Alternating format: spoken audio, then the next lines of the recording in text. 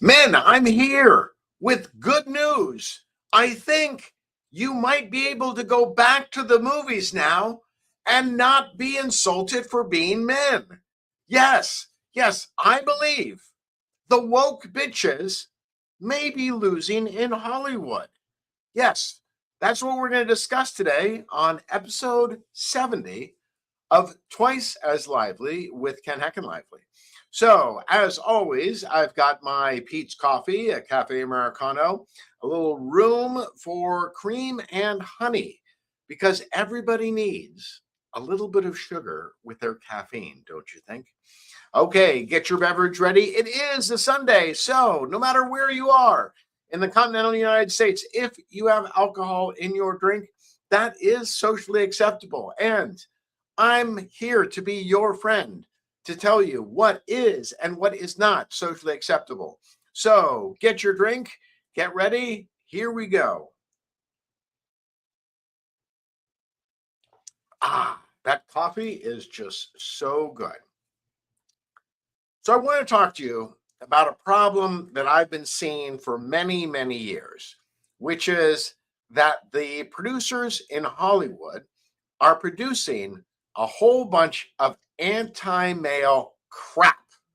That means not that there are good explanations of what it means to be a man or investigations of particular men, but what I have seen is a disparagement of men in so many popular movies and TV series.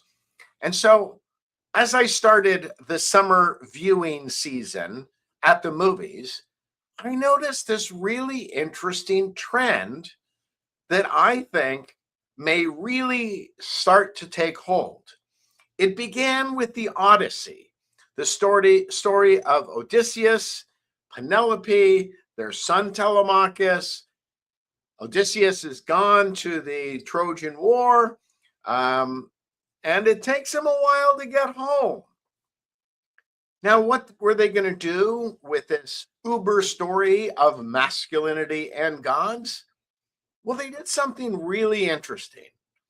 At the beginning, it is really clear that Odysseus and Penelope just can't get enough of each other.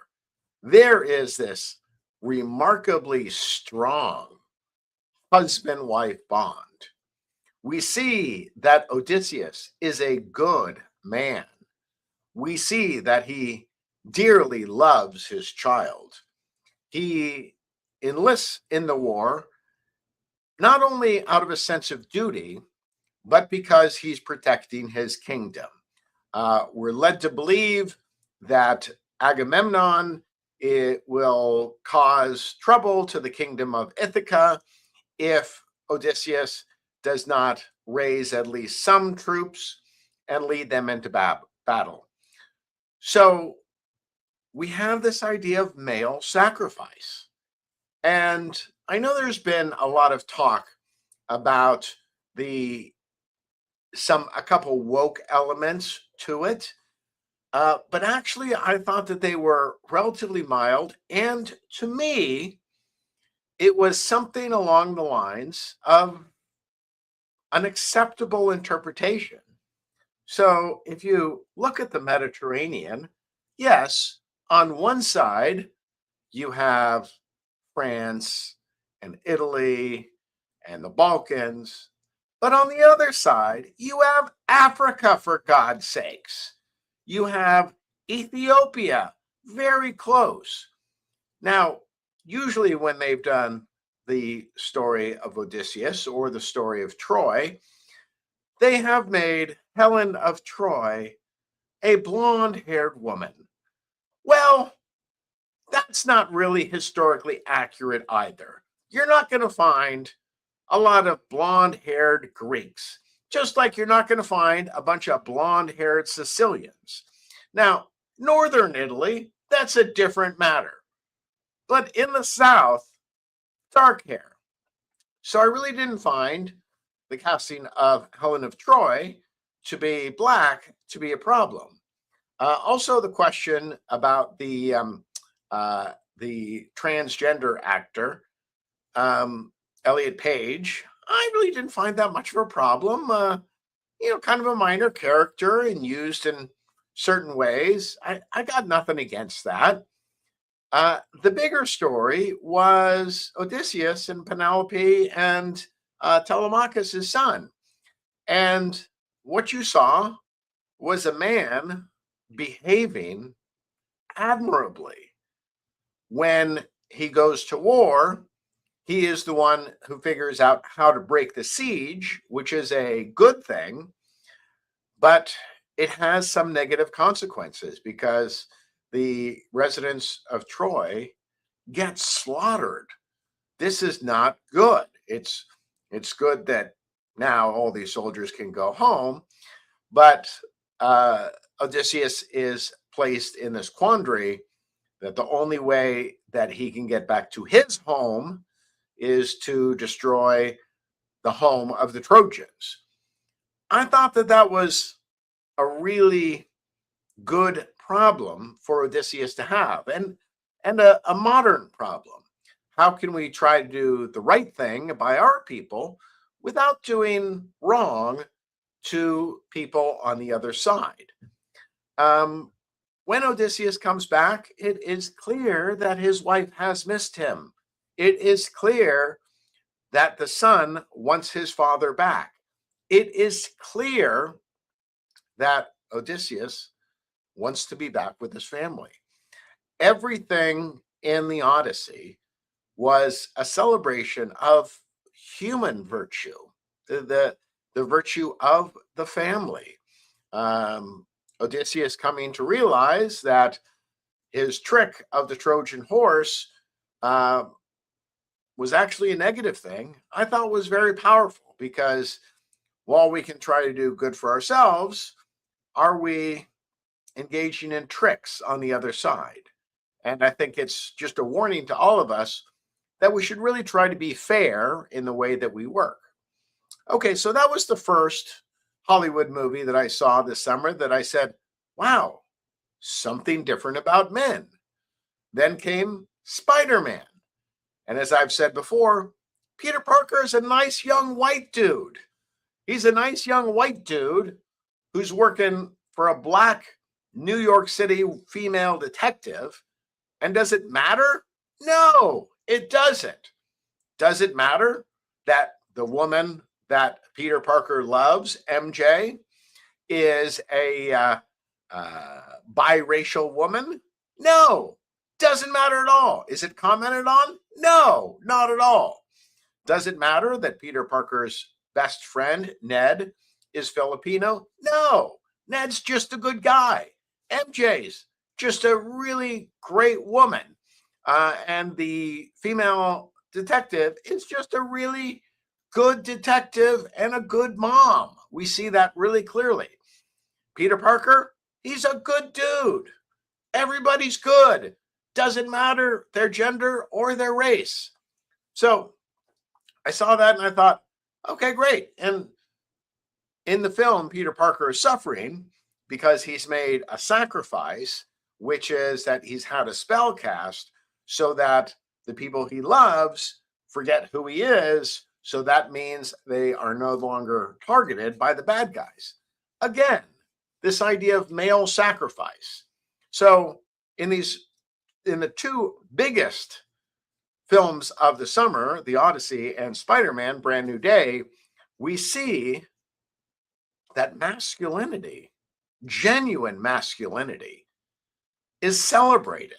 And I thought to myself, wow, for all those people who said that the movies are dead, you put some good material out there, people will flock to it. And there were some deep thoughts in it. You know, what happens when you come up with that way to end a big problem, but it creates another problem? That's something that's meaty, and that's something that we should be wrestling with as a society. Okay, to my third film of the summer. The End of Oak Street. Anytime there's a movie with dinosaurs, I'm going to go see that movie. It was great. I loved it. About an 80s family who is sent back to dinosaur times. Now, there have been a couple commentators who've said things that I think miss the mark. A couple commentators, not many, have said, oh, it's a woke movie because the dad is kind of weak and played by Ewan McGregor, and the mom is played by Anne Hathaway, also from The Odyssey. Anne Hathaway is awesome. Ewan McGregor is also awesome. But a couple commentators have said, dad is kind of a wimp because, he's lost his job and Anne Hathaway is sort of a girl boss. Well, she's a little bit of a girl boss. I can't disagree too strongly with that, but she's kind of a girl boss in the way that I've seen real women be girl bosses. That's not bad. Now, Ewan McGregor, I really disagree that he is weaker than she is. Why do I say that? I say that because in the movie, he's lost his job. Okay. That strikes a man really hard. We men need to have a position. That is what gives us our self-worth, our status to a great extent. I think women stronger on relationships, and that has some protective aspects to it. Just look at the fact that women live longer than men. So who's doing life right, huh? But even though Ewan McGregor has lost his job in The End of Oak Street, he's not just sitting on his ass. What is he doing? He's delivering pizzas, for God's sakes, because he knows that he's a man. He's expected to provide. That job has gone away, and he wants to do the best by his family. I think that Ewan McGregor's character in The End of Oak Street is heroic because he gets knocked on his ass because he's lost his job, but he's still out there fighting. Also, throughout the film, both Ewan McGregor and Anne Hathaway are taking turns protecting the kids and protecting each other. So I really saw a great male-female dynamic in The End of Oak Street. Now, if you haven't seen The End of Oak Street, there's kind of a fun Back to the Future style twist to it, which I really recommend. I'm a little bit bummed that it doesn't seem like The End of Oak Street is doing gangbuster business, but I'm just going to predict that over time, people are just going to keep watching that movie time and time again because it is really a good job, a good celebration of the importance of family, the importance of standing up for each other, and heck, dinosaurs are always fun. All right, so now you are going to be totally surprised because you aren't going to see this one coming. I am giving kudos to the movie Spa Weekend. I know you're saying to yourself, hey, you look like a dude's dude. What are you doing going to see Spa Weekend? Isn't that like a total chick flick? And the answer is, yeah, it is a total chick flick. But there really wasn't anything good playing at the multiplex this weekend that I really wanted to see. So I thought to myself, okay, I'll go to see Spa Weekend. Now, when I checked it out, even though it hadn't been something I was thinking about, there were some significant reasons for me to go, oh, okay, let me go see it. First of all, one of my favorite actresses, Leslie Mann. Oh my God. If you haven't seen Leslie Mann's work, she is just really good. She's great at playing a vulnerable woman. Just great, great, great. Another wonderful actress, Isla Fisher. She first came to my attention in Wedding Crashers. She plays crazy like nobody else. She is fantastic. Anna Faris, who's just so beautiful and so sweet. I don't understand why Chris Pratt divorced her. That's between you two. But you know, honestly, Anna Faris, beautiful, kind, funny, just love her to death. Okay, the other actress who was really a discovery for me there was Michelle Buteau, who plays Coco, African American woman. She may be mixed race. I'm not sure. She says she's mixed race in the film, so I'll just go with that. But she is really great in this film, and she plays a really pivotal role because she is the one who is currently divorced from her husband, and they have kids, and it's contentious.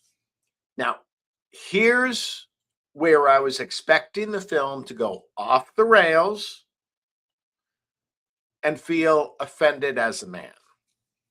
This kind of a setup in a film that came out just last year or in the past couple years, I would have expected all you would have gotten in the film was every one of these women is awesome. They're perfect the way they are. They don't need any character growth. And all the men in their lives are just dolts. They're dimwits. They're dicks. But that's not the way they played it. The way they played it is each one of the women had, oh my God, wait for it, a character flaw. Oh my God, a woman in film is not a perfect girl boss? Yes, that's true, because none of us is perfect. I really have to call out the actor who played Michelle Buteau's ex-husband, because he was just great.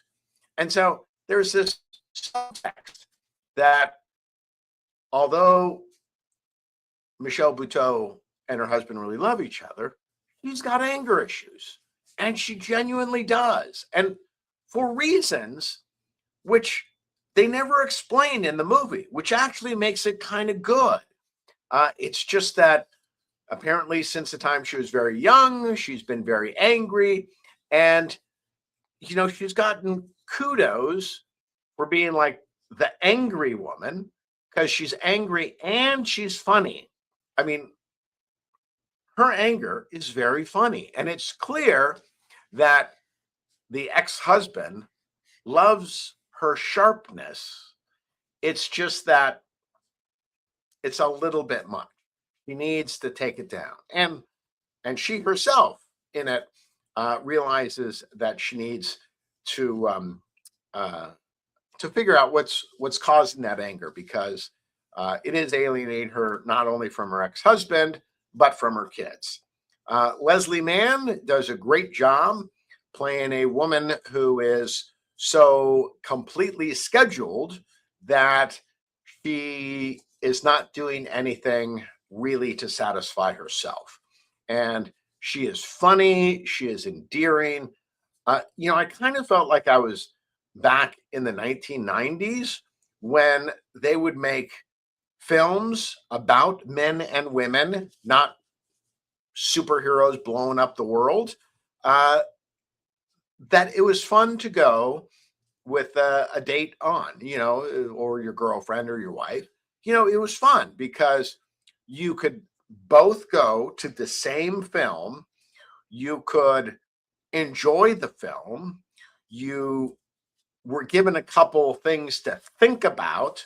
And, life is a challenge. There are going to be times when we get it wrong. So I like it when there are women films that I can go to that I don't feel are offensive to men, in the same way that I want there to be male films that women can go to and not find them offensive. So, this is called being a human being, not an ideologue. Now, I kind of have been wired to have this perspective for quite a long time. When I was in college, I was a double major in political science and English. And everybody was asking me, what are you going to be doing, Kent? And, I could always talk about, like, oh, well, I'm going to go to law school, which I ended up doing.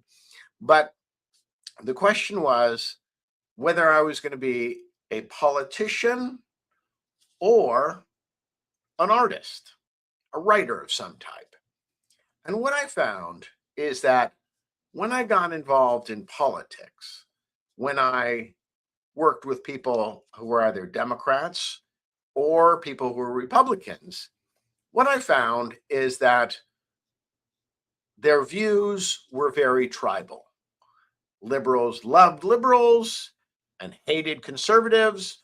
Conservatives loved conservatives and hated liberals.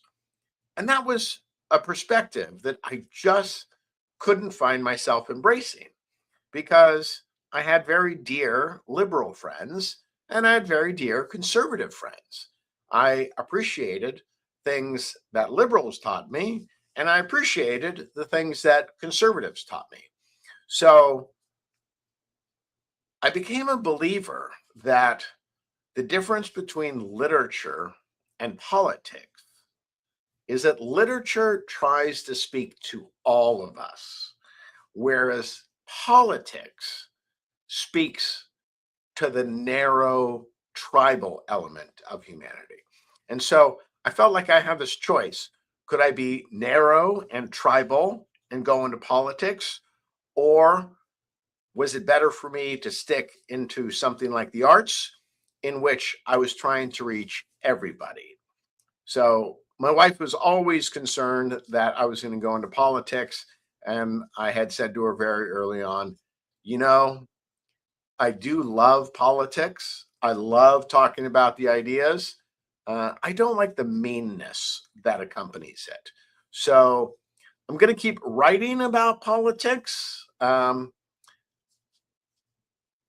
you should never expect for me to run for anything. Okay? It's just I don't like the kind of people that thrive on that animosity. There have been some wonderful people I've met in politics. I'm not saying they're all bad.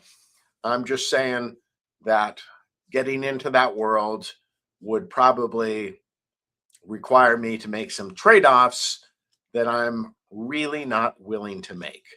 You can't tell me who my friends are or who I can associate with, who I can read, because I'm an open-minded person. So there you go.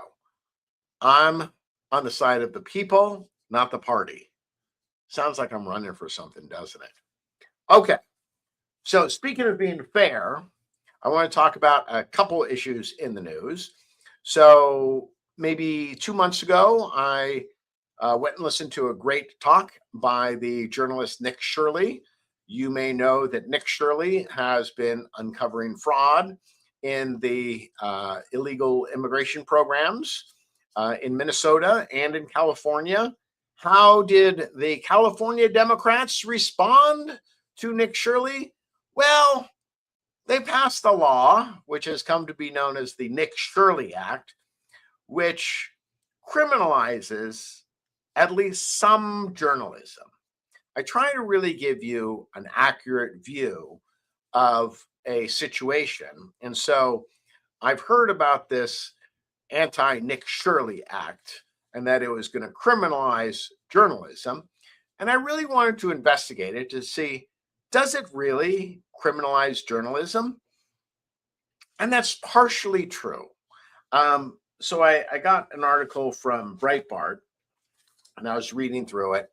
And what it says is that if you are engaged in investigative journalism and you reveal information about those who are working on programs which involve illegal immigrants, you can be charged for violations. It seems like more of an anti-doxing bill to me, and so I'm not quite sure that it has been characterized accurately. Um, so I'm just going to have sort of an open opinion on that. Um, so and since I got this from Breitbart, this is considered to be conservative. Um, so it says the bill expands the state's Safe at Home program to employees of nonprofits that purportedly help people investigate, that purportedly help people navigate in the U.S. immigration system. What that could mean, critics say, is investigative reporters are banned from seeking to interview workers whose organizations are suspected of fraud. Mia Bonta, the Alameda Democrat who introduced the bill back in February, has rejected that interpretation, saying the law does not conflate legitimate journalism with the doxing targeted by Safe at Home. So you see, it's a little more nuanced than I've heard, and that's why I think it's important, especially for people like me who are commenting on politics, to tell you I'm kind of on a team, but just because I'm on a team doesn't mean I'm going to lie to you. I'm going to try to figure out what's real or not. So I'm withholding my opinion on the so-called Stop Nick Shirley Act, but I don't think by any stretch of the imagination can it be called a full-throated attack on journalism. So I'm just going to let that lie as it is. Okay, because I like to be fair-minded, now I'm going to talk about something from the other side of the aisle, which I think is an abridgment of our constitutional rights. Now, whatever you may think of the actor Mark Ruffalo, you have to agree he's a pretty damn good actor. I loved his portrayal of the Hulk. He's been in many films that I like. And if there was ever a movie made of my life, Mark Ruffalo would be at the top of my list of actors to play me, especially the role he did in Spider-Man Brand New Day as almost like a father figure to Peter Parker. Just kind of warmed my heart. He just did a wonderful job. He seems like his acting comes from a really authentic place. And, we live in what's supposed to be a democracy which respects free speech. And that's why I'm really very bothered by this apparent attempt to take away jobs for Mark Ruffalo based on his statements against the Israeli government and what they're doing in Gaza.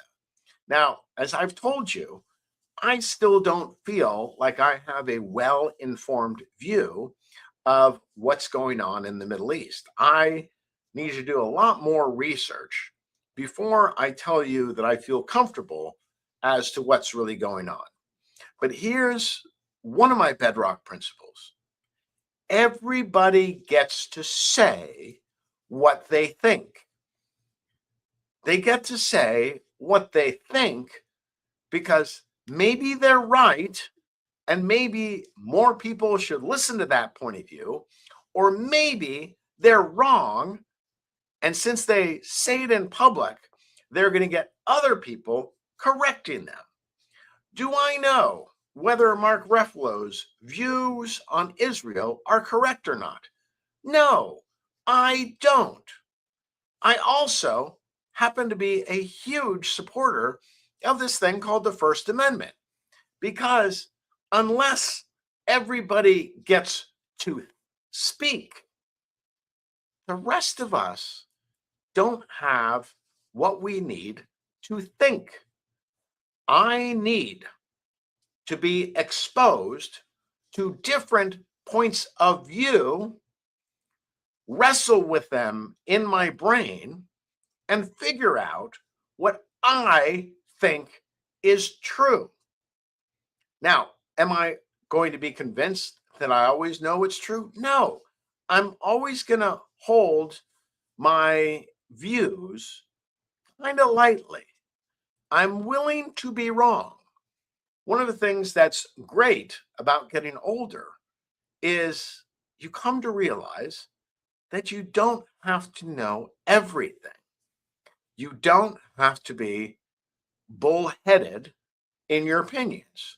It's fine to say, oh, kind of my thinking now is XYZ. Is there something I'm missing? Is there anything you want to add to that? Is there something wrong with these 5 or 6 points that I have? And I'm open to it. I've changed my mind on a lot of things. So, you in the audience should be able to trust me to be fair, not to be right, but to be fair. That's why I look at the Stop Nick Shirley Act and I say, well, maybe it's not as clear cut as the right is putting it out to be.